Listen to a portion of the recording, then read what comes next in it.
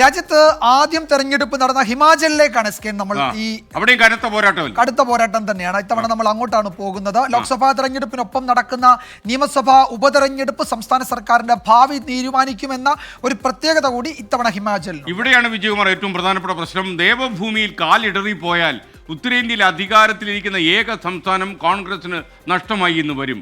കൂറുമാറിയവരുടെ മണ്ഡലങ്ങളിലെ ഉപതെരഞ്ഞെടുപ്പ് ജയിക്കുന്നതിലാണ് ഇപ്പോൾ സംസ്ഥാന കോൺഗ്രസിന്റെ മുഴുവൻ ശ്രദ്ധയും എന്ന് നമ്മൾ തിരിച്ചറിയുന്നു.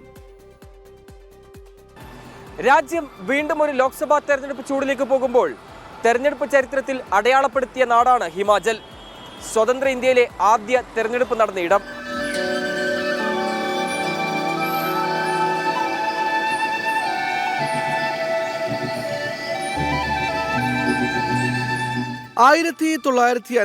ഒക്ടോബർ 25 സ്വതന്ത്ര ഇന്ത്യയിലെ ആദ്യ തെരഞ്ഞെടുപ്പ് ഹിമാചലിൽ നടക്കുന്നത്. മഞ്ഞുവീഴ്ച മൂലം ഹിമാചലിലെ മാത്രം തെരഞ്ഞെടുപ്പ് നേരത്തെയാക്കുകയായിരുന്നു. ഹിമാചലിലെ ഭൂപ്രകൃതിക്ക് സമാനമാണ് രാഷ്ട്രീയ കാലാവസ്ഥ. ആരെ കൊള്ളും ആരെ തള്ളും എന്നത് പ്രവചനാതീതം. സർക്കാരിനെ മാറി മാറി പരീക്ഷിക്കുന്ന ഹിമാചൽ 2022 അവസരം നൽകിയത് കോൺഗ്രസിനാണ്. കാങ്ഡ, മണ്ഡി, ഷിംല, ഹാമിർപൂർ ലോക്സഭയിലാകെ 4 സീറ്റുകളാണ് ഹിമാലയൻ മണ്ണ് വിധിയെഴുതുന്നത്. 4ഇടത്തും BJPക്ക് മേൽക്കൈയുണ്ട്. 2009 കോൺഗ്രസിന്റെ അധികായകൻ വീരഭദ്ര സിംഗാണ് ഹിമാചലിൽ നിന്ന് പാർലമെന്റിലെത്തിയ കോൺഗ്രസിന്റെ ഏക MP.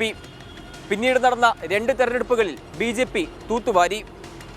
എന്നാൽ 2021 നടന്ന മണ്ഡി ഉപതെരഞ്ഞെടുപ്പിൽ വീരഭദ്ര സിംഗിന്റെ ഭാര്യ പ്രതിഭ സിംഗ് ജയിച്ചു കയറി. 3 ലക്ഷത്തിനും 4 ലക്ഷത്തിനും മുകളിൽ ഭൂരിപക്ഷത്തിലാണ് 4 മണ്ഡലങ്ങളിലെയും BJP വിജയം. 2021 രാം സ്വരൂപ് ശർമ്മയുടെ മരണത്തെ തുടർന്ന് നടന്ന ഉപതെരഞ്ഞെടുപ്പിലാണ് അതേ വർഷം ജൂലൈയിൽ മരിച്ച കോൺഗ്രസിന്റെ ജനകീയ മുഖം വീരഭദ്ര സിംഗിന്റെ ഭാര്യ പ്രതിഭ സിംഗ് 8766 വോട്ടിന്റെ ഭൂരിപക്ഷത്തിൽ മണ്ഡി മണ്ഡലത്തിൽ അട്ടിമറി വിജയം നേടിയത്. മറ്റിടങ്ങളിൽ BJP തോൽപ്പിക്കാൻ ഈ അനിശ്ചിതത്വങ്ങൾക്കിടയിൽ കോൺഗ്രസിന് എത്രത്തോളം സാധിക്കുമെന്നാണ് ഉയരുന്ന പ്രധാന ചോദ്യം. ഇതിനെല്ലാം അപ്പുറം നിയമസഭയിൽ ഭൂരിപക്ഷമുണ്ടായിട്ടും സ്വന്തം സ്ഥാനാർത്ഥിയെ രാജ്യസഭയിലേക്ക് വിജയിപ്പിക്കാൻ കഴിയാഞ്ഞത് നാണക്കേടായി.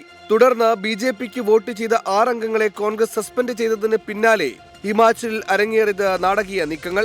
കൂറുമാറിയ MLA-മാർ BJP ക്യാമ്പുകളിലേക്ക് പോയതോടെ രൂപപ്പെട്ട രാഷ്ട്രീയ പ്രതിസന്ധിയിൽ നിന്ന് കോൺഗ്രസ് ഇപ്പോഴും കരകയറിയിട്ടില്ല. മന്ത്രിസഭയിൽ നിന്ന് വീരഭദ്ര സിംഗിന്റെ മകനും മന്ത്രിയുമായ വിക്രമാദിത്യ സിംഗിന്റെ രാജി ആഹ്വാനം കോൺഗ്രസിന്റേത് പിളപ്പിലേക്കെന്ന് സൂചന നൽകി. വിമതരെ PCC അധ്യക്ഷ തള്ളിപ്പറയാതിരുന്നതോടെ ഹിമാചൽ കോൺഗ്രസിൽ വിഭാഗീയത പരസ്യമായി. ഉപതെരഞ്ഞെടുപ്പ് പ്രഖ്യാപിച്ച 6 സീറ്റും കോൺഗ്രസ് നിലനിർത്തിയില്ലെങ്കിൽ സർക്കാർ താഴെ വീഴും.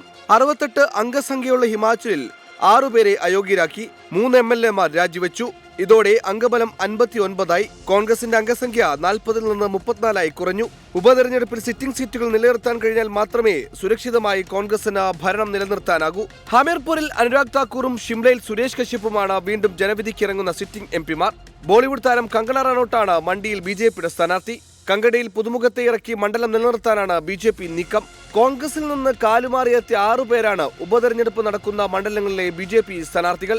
2022 കോൺഗ്രസിന് അധികാരം നൽകിയതും പ്രതിപക്ഷത്ത് BJP ഇരുത്തിയതും വിമത വോട്ടുകളാണ്. വിമതർ ഗതി നിർണ്ണയിക്കുന്ന ഹിമാചലിൽ ലോക്സഭയിലും നിയമസഭയിലും പോരാട്ടം കനക്കുമെന്ന് ഉറപ്പ്. ഡൽഹിയിൽ നിന്ന് നിതിൻ അംബുജൻ, 24.